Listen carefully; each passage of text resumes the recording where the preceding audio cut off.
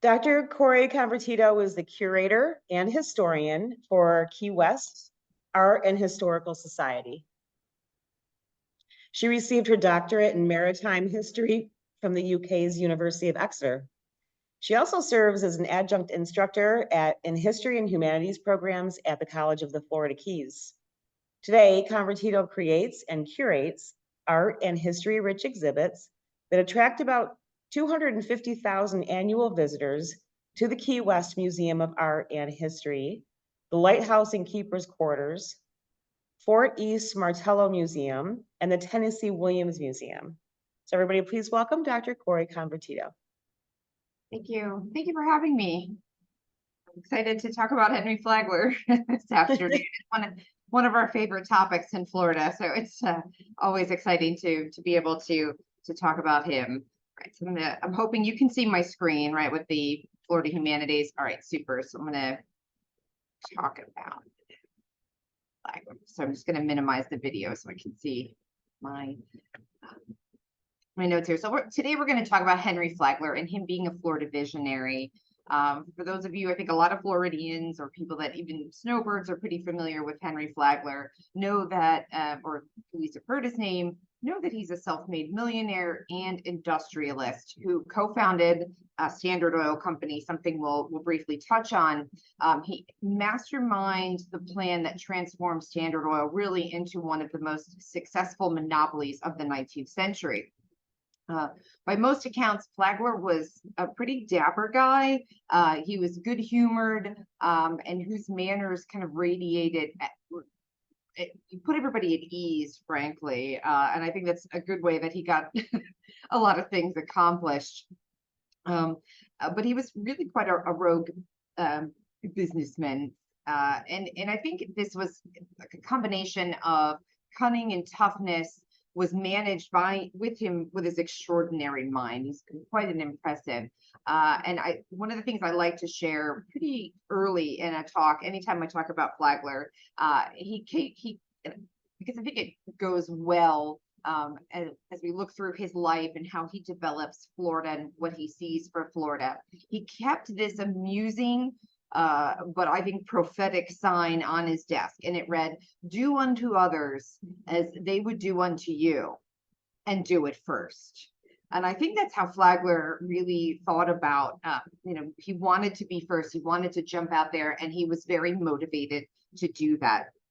But after a while, as we'll see during this talk, Flagler, his name becomes more associated with the development of Florida and the construction of its railroads, predominantly on the east coast of Florida. He invested some $50 million in the state of Florida, in his money, not today's money. So it kind of comes into the second career, and that's really where we're going to talk a lot about Flagler. But what I want to do is kind of give you some background on him, because I think it does certainly form who Flagler is, how he gets involved in Standard Oil, which he's able to make his money, why he comes to Florida, and then eventually embarks on this second career to build the American Riviera, as he sometimes liked to call it. Just to give you a little bit of context, Henry Morrison Flagler was born in January of 1830 in Hopewell, New York, to Isaac and Elizabeth Flagler. Both parents had been married twice before, and Henry had 3 half-sisters and 1 half-brother. And you'll see it on the slide there, just where Hopewell, New York is, to kind of give you a reference of where he comes from. His father, Isaac, was an itinerant Presbyterian minister who eventually settled in Toledo, Ohio. There he became involved in the temperance movement, which we'll see kind of influences Henry Flagler, certainly. And his parents do end up separating. And again, that'll kind of factor into who Henry is and how he grows up, because his parents split up. So they're not together as a traditional family unit. So that kind of leads Henry Flagler at the age of 14. He leaves school in the 8th grade and he moves to Ohio, where his father has some family near Cleveland, to live with a half brother named Daniel Harkness. You can see him pictured here. The Harkness family, they play a pretty helpful role in Henry's life for many years. He finds a lot of work, even to get himself from New York, where he's living, out to Ohio. He has to work for the barge company that he travels on to take him out to Ohio, because he doesn't have enough money to afford the trip. So when he gets to Ohio, he goes to work for the Harkness family in a general store in a place called Republic, Ohio. And then he's working with his half brother, Daniel. So he arrives, as I say, almost penniless, and he's very motivated. He works at the general store owned by Harkness's uncle. He's earning about $5 a month, plus he gets room and board. He is a good salesman. He has this, as I say, that natural ease about him. People are drawn to him. He is a good salesman. And because of that, he does well in the business, and his responsibilities start to grow, and the salary increases to track the promotions that he is receiving at work. He's working hard. He's learning all facets of the mercantile business. He finally is promoted to manager when his half brother moves to a larger store in Bellevue, Ohio. And after a total of 5 years,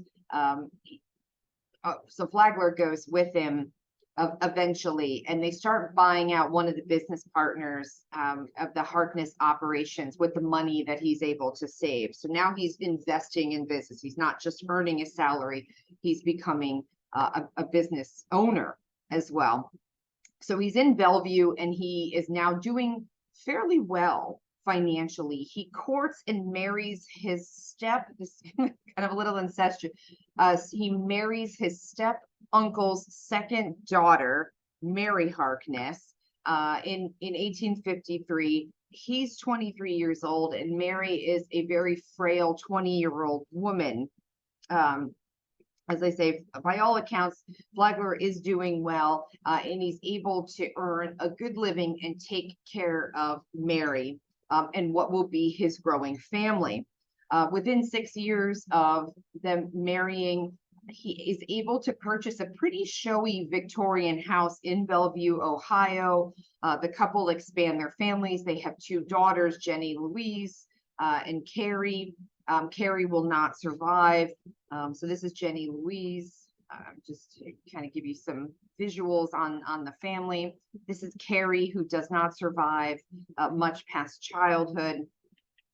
And then several years later, they have another child, who's Henry Harkness Flagler, who is born in 1870. So the family is growing, and as I say, doing quite well for a while. And just a couple more pictures of the children.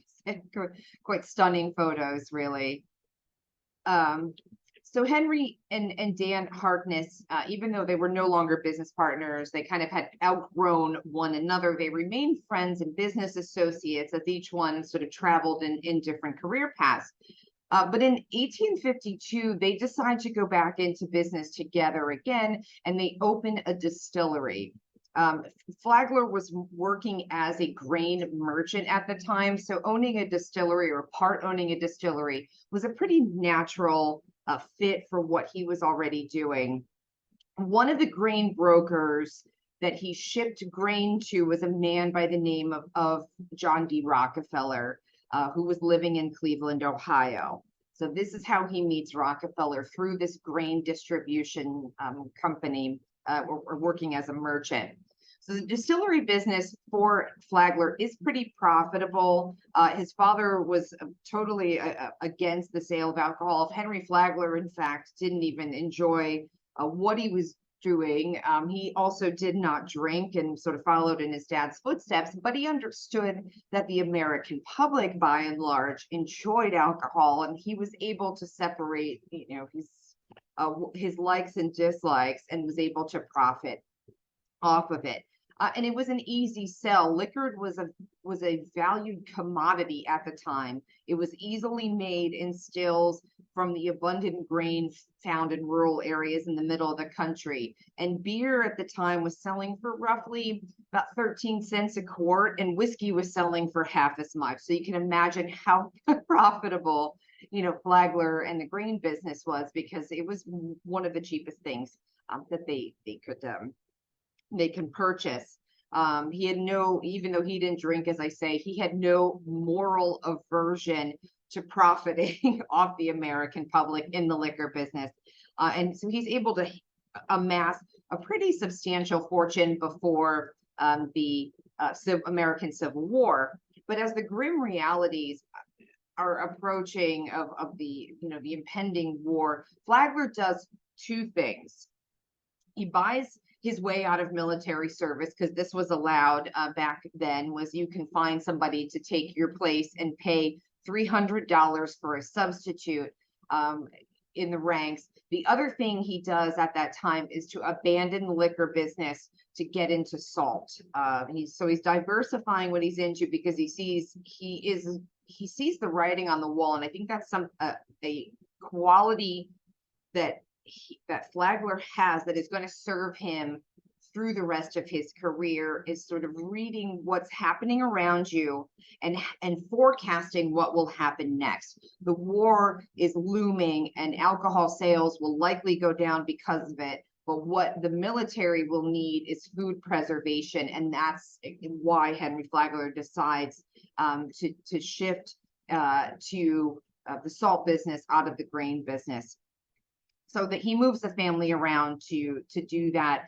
It doesn't work out well for him. He amasses a pretty big debt by the end of the war, and he needs a job. So, but Henry Flagler, being who he is, and certainly he's very proactive, and his business acumen is quite excellent. He decides, rather than taking the easy way, because he had moved his family around for the salt business, rather than moving back to Bellevue, Ohio, the Flaglers decided it was in their best interest to move to Cleveland, and he wanted to re-enter the grain business. Good grain business was still paying pretty handsome profits. He does well through his former connections. He's able to pay off his debt. And he builds up a sufficient amount of money that he's looking once again to buy into another business.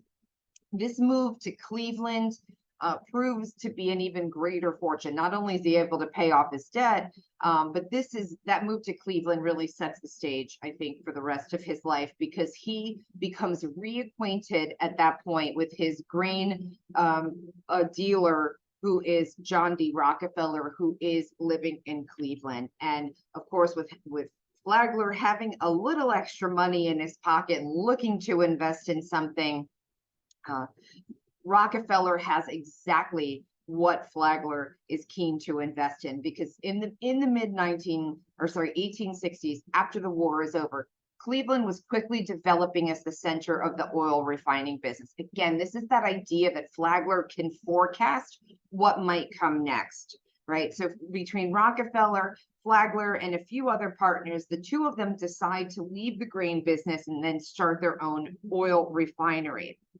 They need capital for this new venture. Rockefeller, whose idea it is, approached Flagler, who he had known. Flagler uses what he has, plus he borrows more money from some relatives on the condition that he becomes a 25% owner in whatever business Rockefeller is able to develop. And it becomes Rockefeller, Andrews, and Flagler. That was the original name of the company. In a short time, they own two refineries.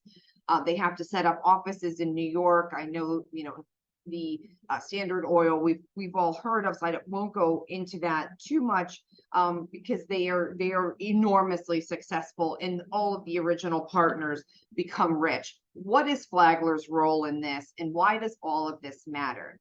Flagler's basic job for Standard Oil was to negotiate rates with railroad companies, canal boats, and pipelines, but predominantly railroad companies. He was doing this Rockefeller was busy consolidating and buying out. The thing that Flagler was most concerned about was transportation. And you can see how that early part of his career takes over the second career, because he's going to use his knowledge of railroads and bring that to Florida. This was Henry Flagler's task at that company. And essentially what he had to do, as the amount of refined oil increased, the need for cheaper freight rates became imperative for Standard Oil to fend off its competitors. And it was being shipped all over the country. Crude oil was being shipped from Pennsylvania to Cleveland, where it was refined, and then the finished product had to be transported to New York and other large cities on the East Coast, where it was sold for export. And so, because Flagler was so deft and precise in his dealings with the railroads, he was able to guarantee low freight rates, much lower than a lot of their competitors. And he also negotiated that these railroads were able to guarantee product arriving on time, or they would the railroad companies would have to reduce their profits, and therefore Standard Oil would pay a little less, and he gets a lower freight rate. He's really, really good at it. Business is booming for Standard Oil. And finally, they're incorporated as a company with a pretty enormous payroll. By 1877, Cleveland can no longer contain Standard Oil. Like, they needed an operating office elsewhere. They decide to open an office in New York.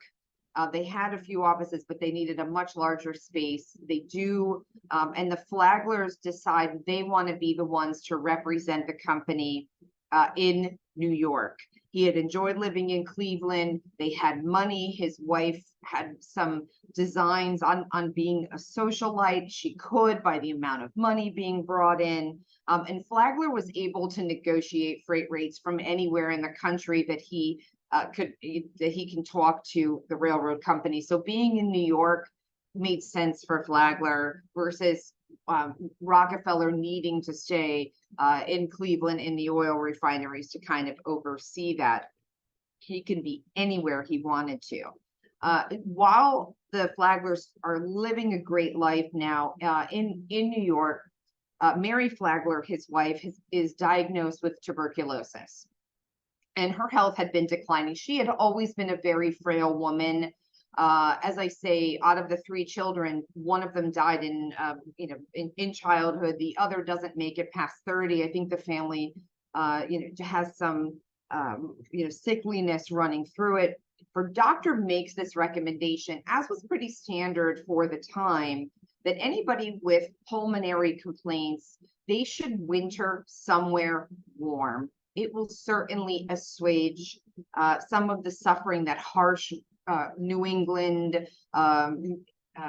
northern Midwest winters, can provide us with very cold temperatures and snow. The recommendation was for people with pulmonary diseases like Mary Flagler that she spends the winter somewhere warm.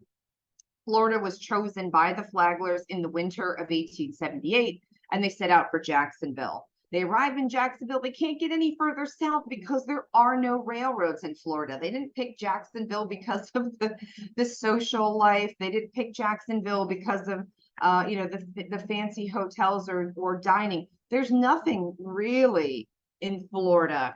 That's just as far as they could go and stay in the United States, that Flagler can still have a connection to a railroad station, so he can keep in pretty constant contact for his job. But they couldn't get any further south than Jacksonville. And Florida at the time, and we'll kind of sidebar a little bit into this. I want to kind of put it in perspective. So when they get to Jacksonville, we're very rural. We're wilderness in Florida. Key West at the time was Florida's largest populated city of about 10,000. Jacksonville at the time had about 7,000 residents. St. Augustine about 2,300, and Tampa 1,000. And Miami's only a settlement. So to think that Key West is the biggest city at the time I think that kind of puts what Jacksonville maybe felt like into perspective. Unfortunately for Mary, she never really recovers from her chronic illness, and she dies in 1881 at age 47, leaving Flagler with just the young son to raise alone. But Henry was not going to be alone for long. He marries Ida Alice Shrouds, who in 1883, he marries her in 1883, only 2 years after Mary passed away. She was a nurse that actually attended to Mary as, part of her care. So, a bond obviously developed, and she preferred to be called Alice, between Alice and Henry. So they marry. And the thing about Alice, the second wife, she liked to be a big fish in a small pond versus being a small fish in a large pond. New York didn't suit her. She wanted to be the socialite, the only one. She didn't want to have to contend with Rockefellers, Carnegies, Whitneys. She didn't want to be that. She desired to be that big fish in a small pond. And so to her, settling in Florida and being the richest woman in the area spoke volumes to her. So they decide to get a house, a residence in St. Augustine, and invite people like the Astors and Vanderbilts down to visit with them. And so they're going to spend a lot more time in Florida versus New York. Alice has some issues with mental illness issues, and Henry has to eventually institutionalizes her at some point. And so so he's now in Florida because of both wives. But I want to put a pin in that just for a minute, because I want to pivot just for a few minutes to kind of talk about the Florida that Henry visits with both wives. If it weren't for those two wives, it is doubtful that I think Flagler would have been exposed to one of America's last frontiers, which is the Florida Peninsula.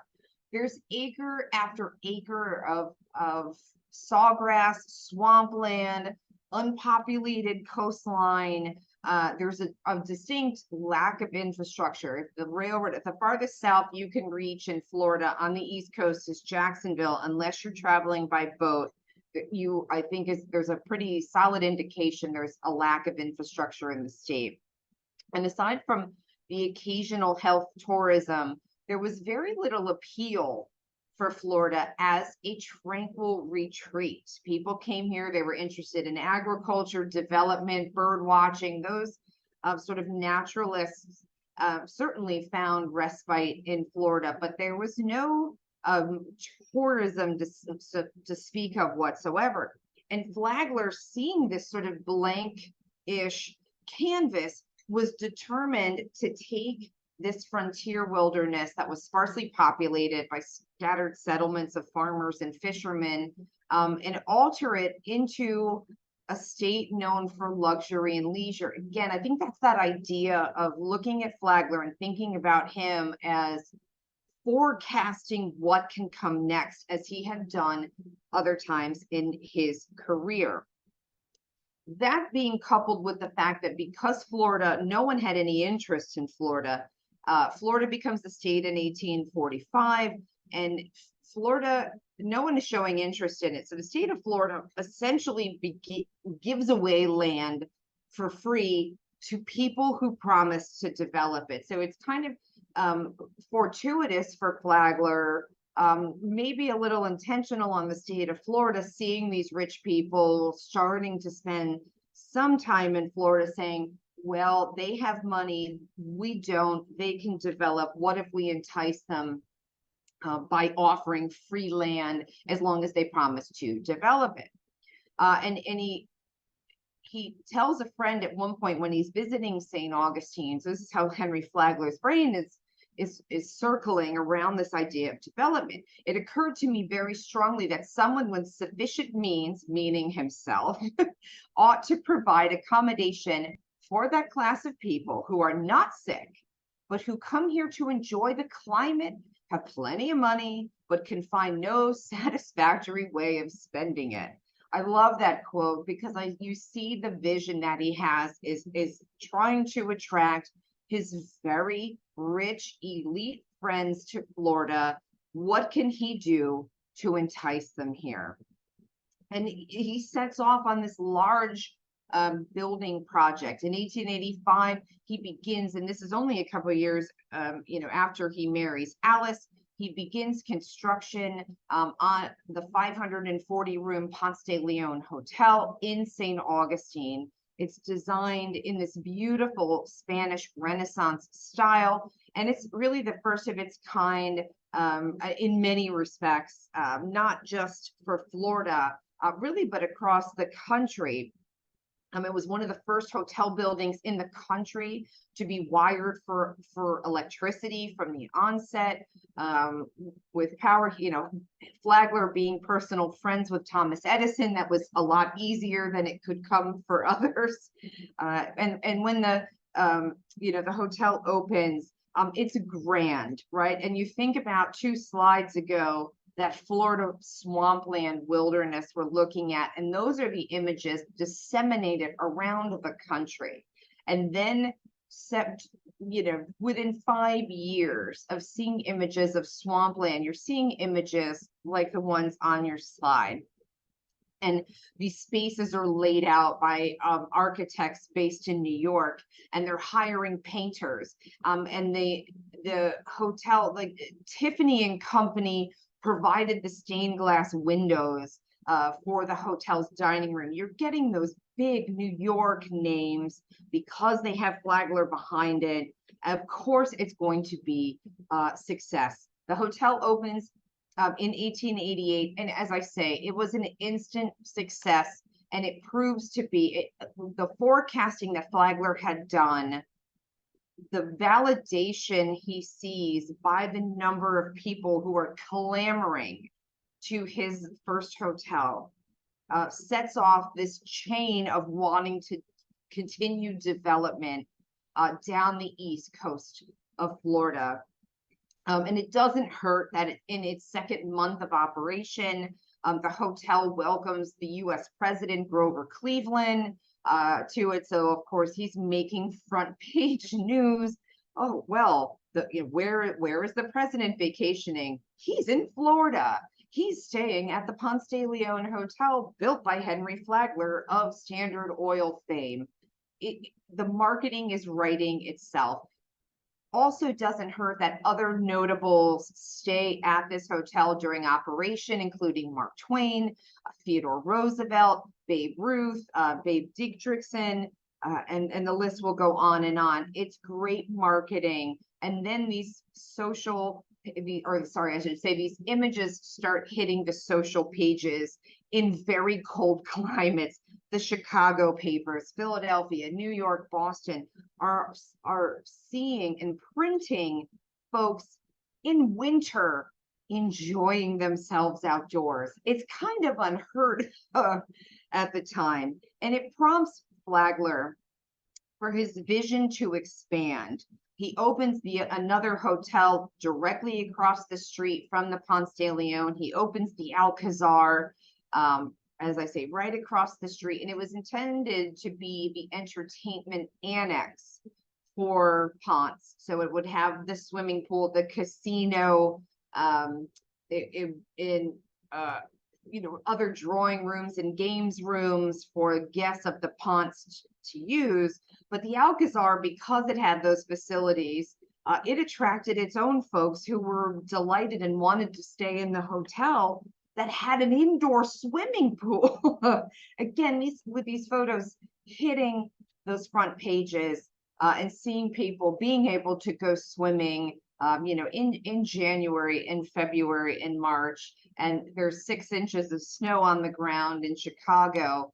The marketing for these hotels was not very difficult, especially when you can see when they had steam baths, swimming pool, casinos, bowling alley, an archery range.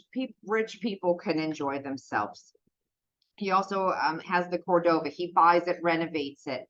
But part of the problem that he's facing, but what he knows best.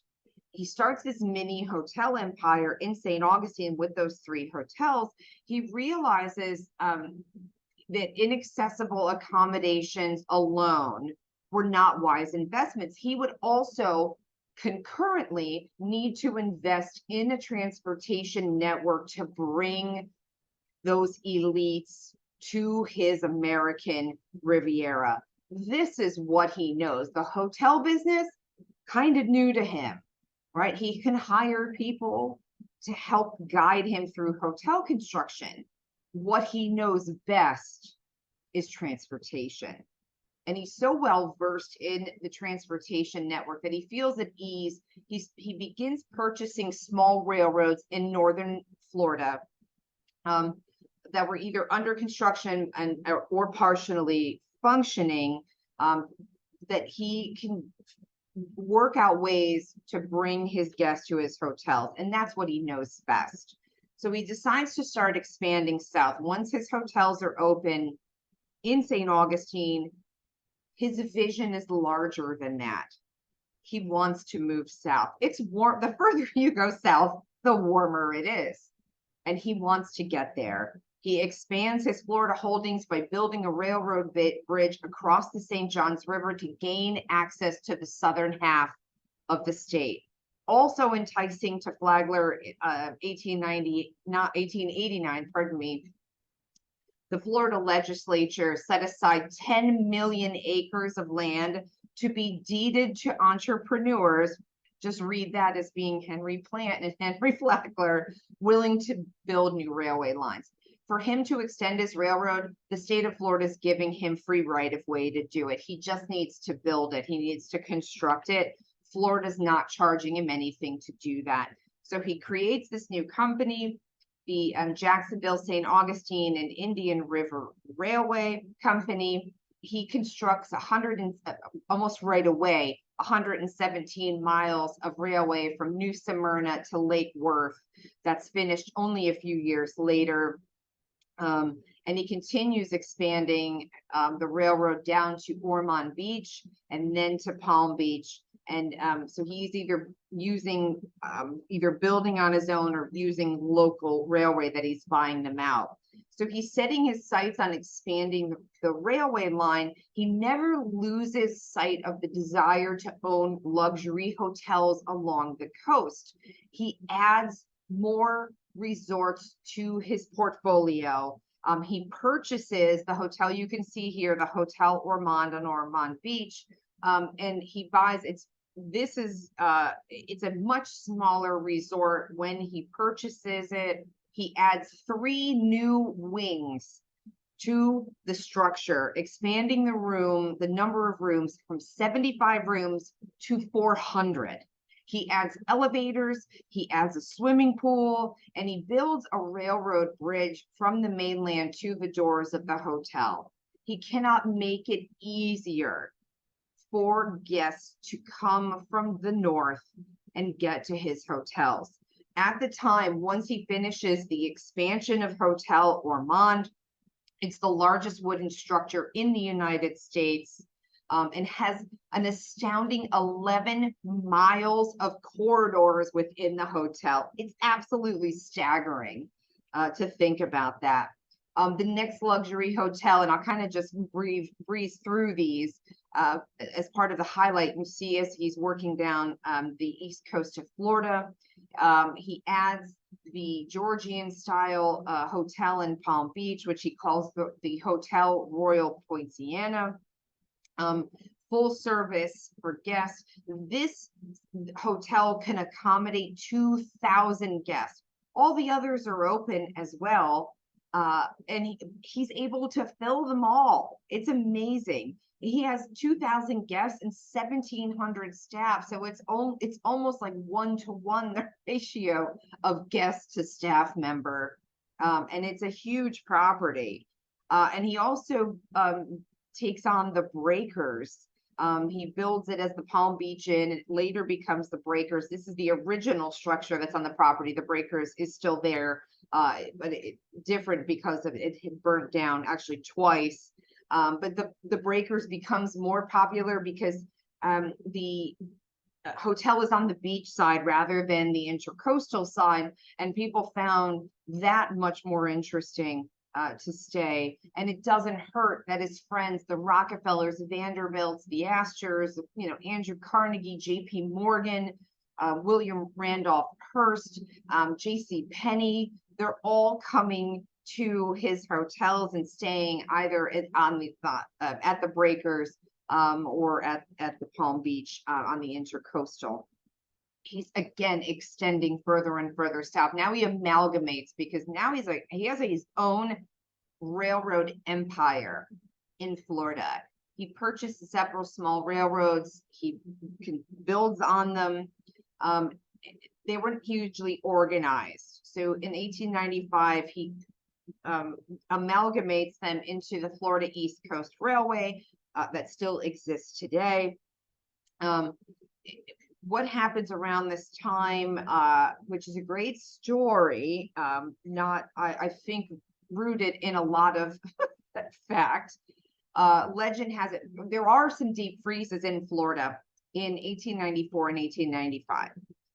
So the story goes that Julia Tuttle, who was a major Miami landholder, a lot of the orange groves in central and northern Florida, because of those deep freezes, the crops suffer.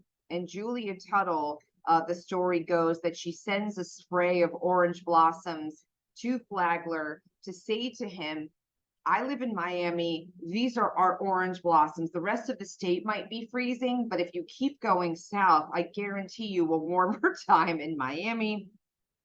The orange blossom isn't really a true story, but really, because he and Julia Tuttle had already been in contact, and she's, as I say, a major landowner, and she had been championing for years for someone to come develop Miami, that she would give away parcels of land to Henry Flagler if he continued to extend to down as far south as Miami.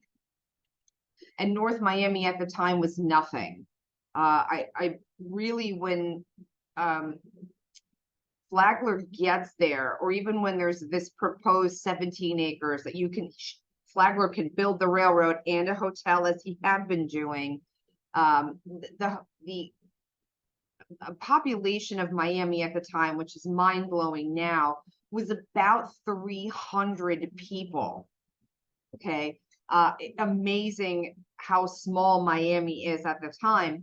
Not only does Flagler agree in these negotiations with Tuttle to extend the railroad as far south as Miami and build a hotel, he also has to agree with the hotel to build a water plant, an electric plant, sewer facilities for a new community. He had to dredge a channel. He committed to building streets and to build the first power plant. And he also had to finance the city's newspapers. There were a lot of caveats for this free land, but it's something that Flagler agrees to.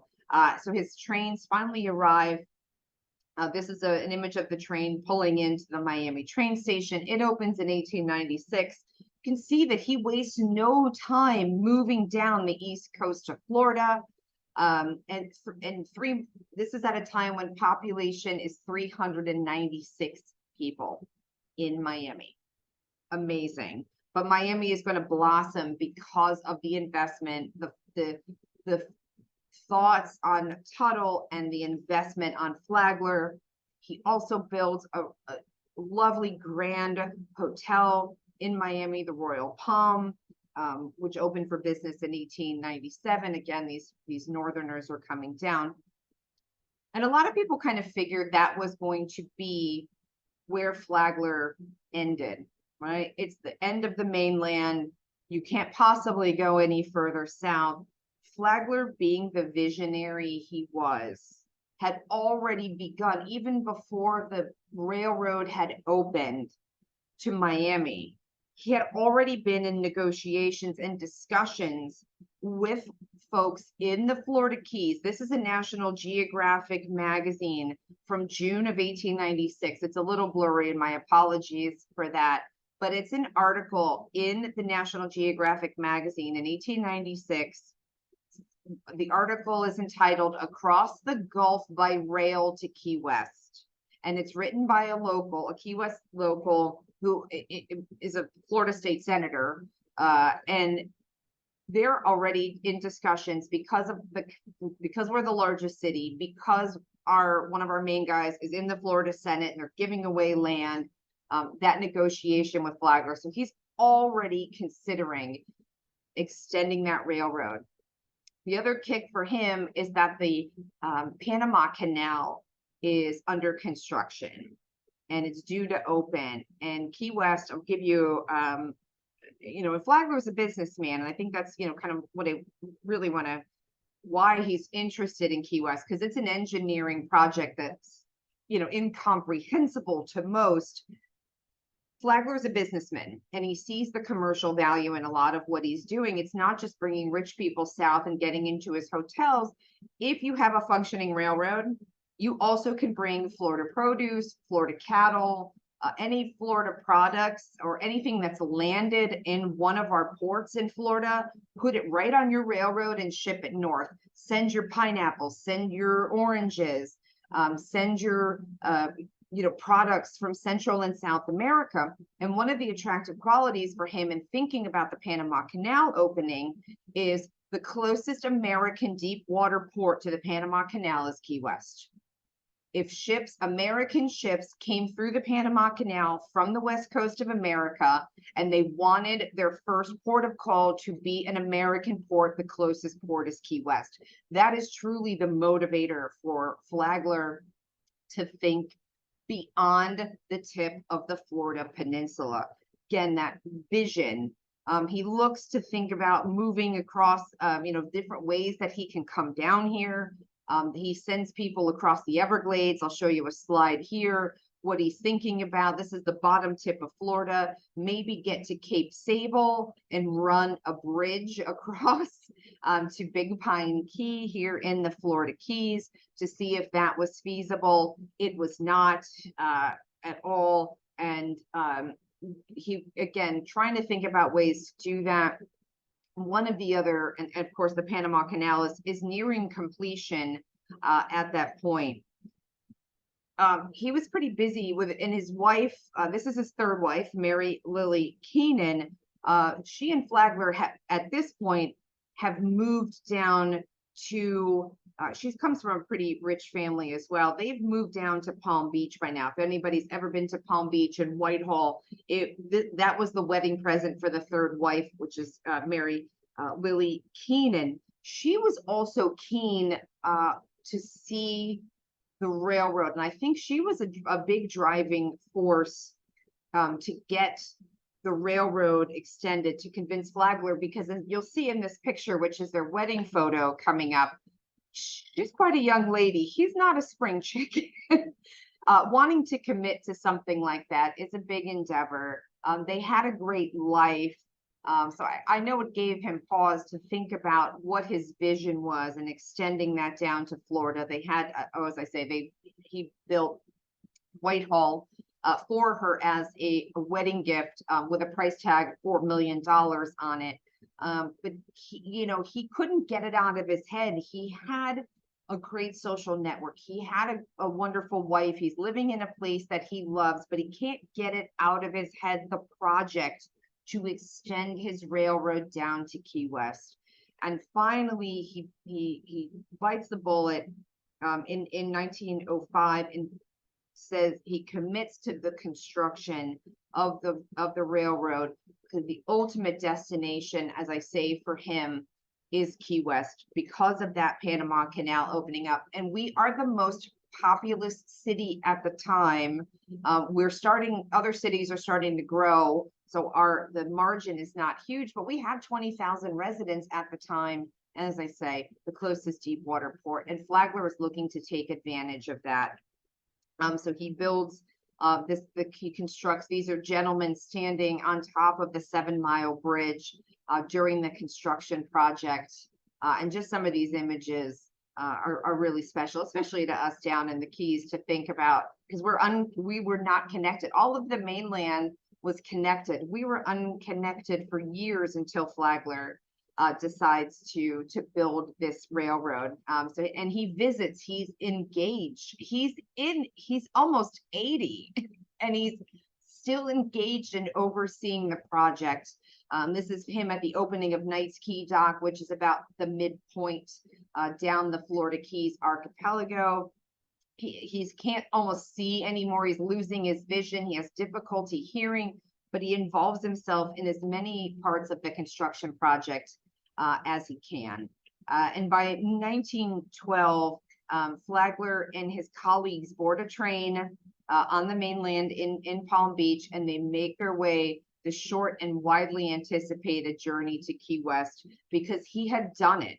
He had fully developed the East Coast of Florida through his series of hotels and the railway line. And this is an image of the first, it says the first train arriving in Key West. This is the one carrying Flagler and dignitaries. It's really the second train, but somebody had to test it out before putting Flagler on it. And this is the crowds awaiting Flagler rolling into Key West for the first time. And that's the first time that we are connected to the mainland, aside from having to travel by boat. And it's his first and last complete journey to Key West on board the train line that he had worked so tirelessly to start at the top of the state and get all the way down to the tip that he could. He is a little more than a year after the train service is initiated between Key West and the mainland. Flagler fell down a flight of stairs at Whitehall. He was 83 years old at the time. He couldn't see or hear, as I had mentioned. And after his injuries, he's never really able to recover. And he dies at the age of 83 years old. And to say that Flagler left this indelible mark on Florida's history, to me is a gross understatement. The railroad network that he set out to complete from one end of Florida to another still exists today, which is amazing. There are some sections that no longer survive. I think most notably the extension down to the Keys. There's several of his hotels that still serve wealthy individuals. I mean, think the Breakers, and allow them to enjoy what Flagler had conceived as this American Riviera. So to me, his vision still lives on. And even though he was gone, his vision didn't stop when Flagler passed. In fact, the Casa Marina Hotel, which is in Key West, was conceived by Flagler, because that's what he had done as every major depot on his railway line. He envisioned a grand hotel or a resort. It was still completed after his death and was part of the Flagler hotel system. Then it's it opened in 1919 because the World War I had started and it was hard to get supplies, so there was a delay. But certainly, I think that vision even carried on beyond Flagler and his passing. So I just want to kind of give a couple of concluding remarks about why I think Flagler's such a cool guy, why I think he did so much for Florida.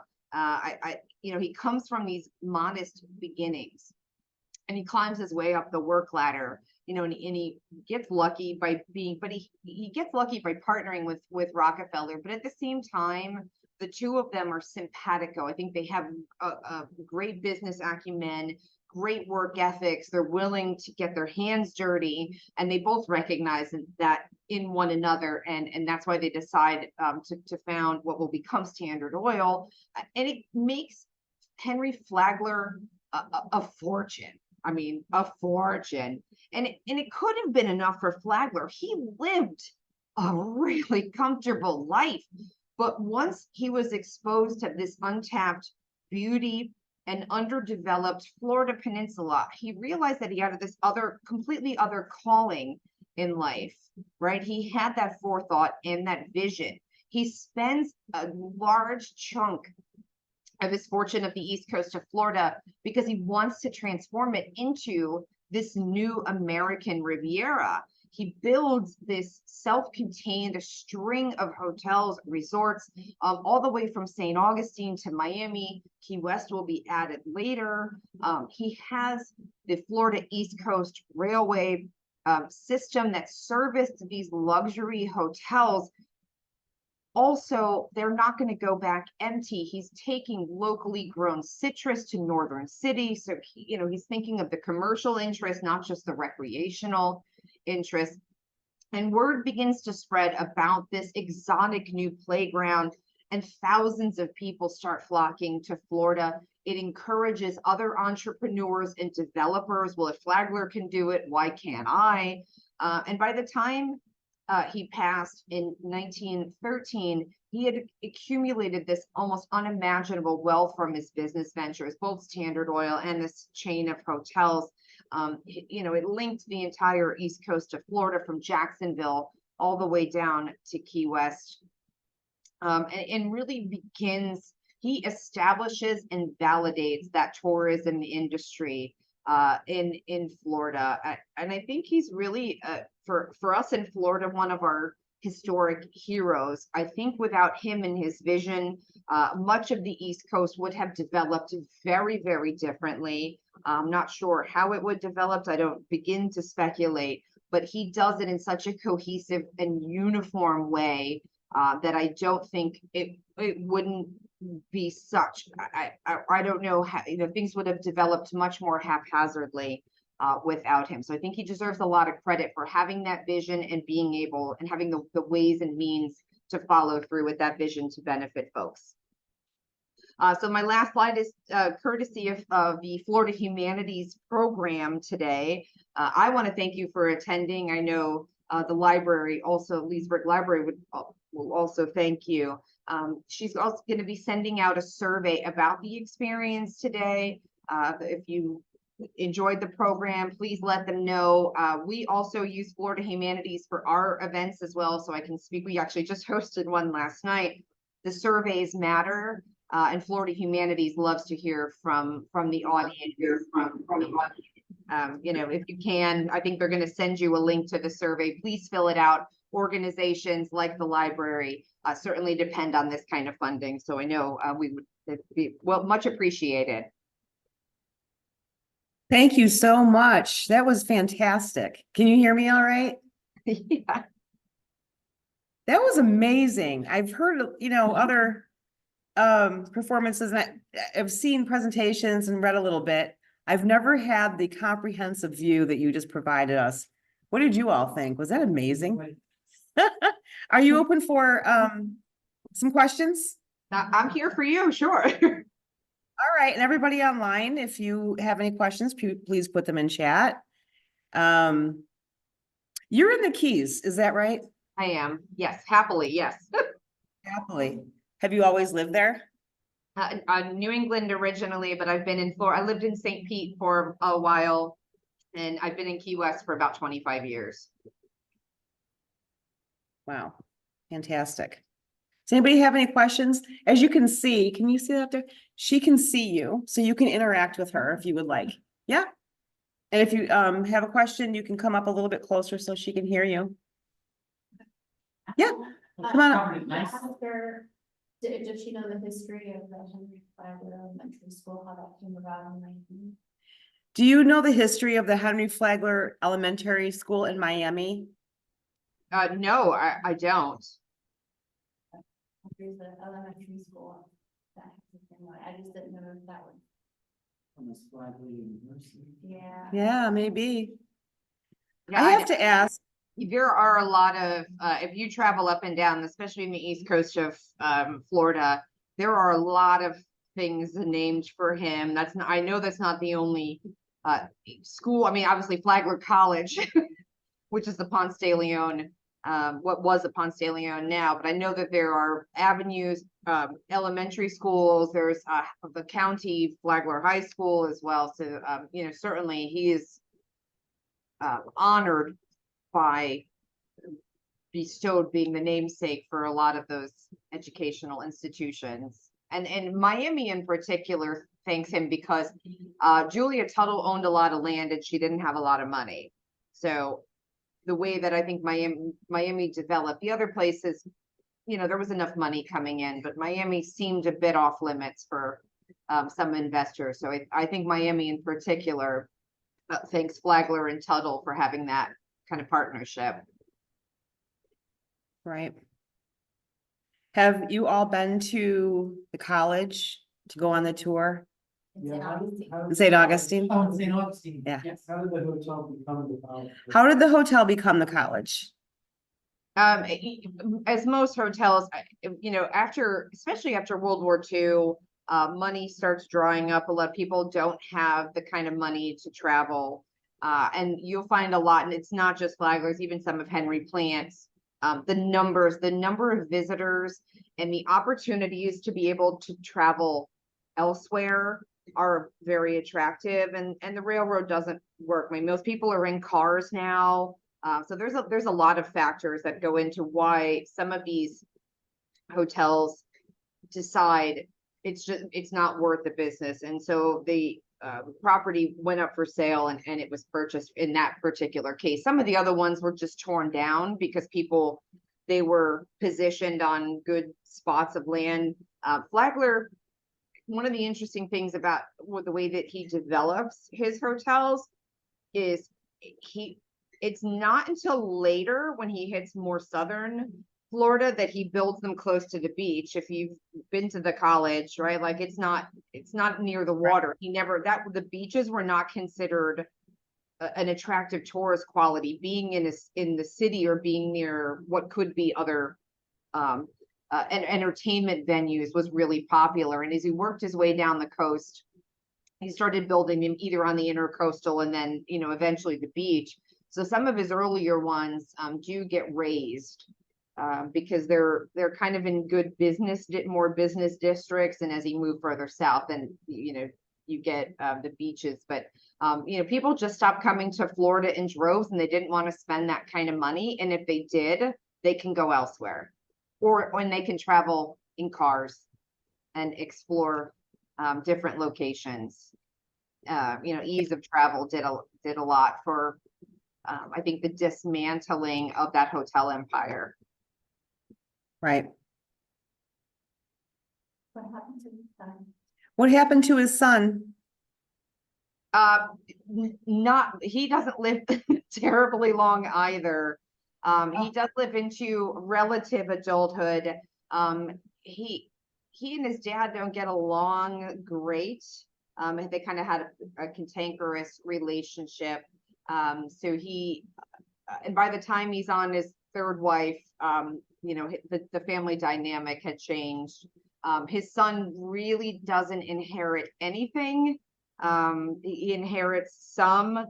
Henry Flagler chooses, and he's buried in St. Augustine because that's where the daughter that died sort of middle, you know, in her 20s was buried there because that's where he was living at the time. And Henry wanted to be buried near that daughter because that's who he had the closest relationship with.